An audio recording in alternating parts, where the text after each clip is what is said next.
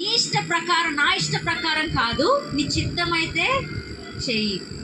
చక్కటి ప్రార్థన ఎవరు చేస్తున్నారు? సాక్షాత్తుగా యేసే చేస్తున్నాడు. ఈ గిన్నె నా నుండి తీసే అంటున్నాడు.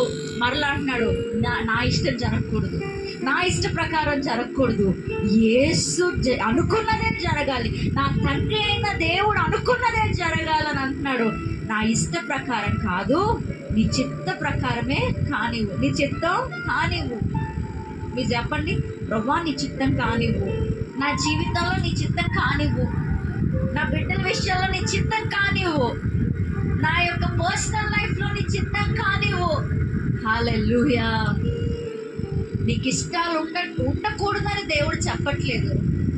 అవి ఉన్నా కూడా నువ్వు దేనికి సమర్పించుకోవాలంటే నీ జీవితాన్ని దేవుని యొక్క ఇష్టాలు చేయడానికి నీ జీవితాన్ని సమర్పించుకోవాలి. దానికి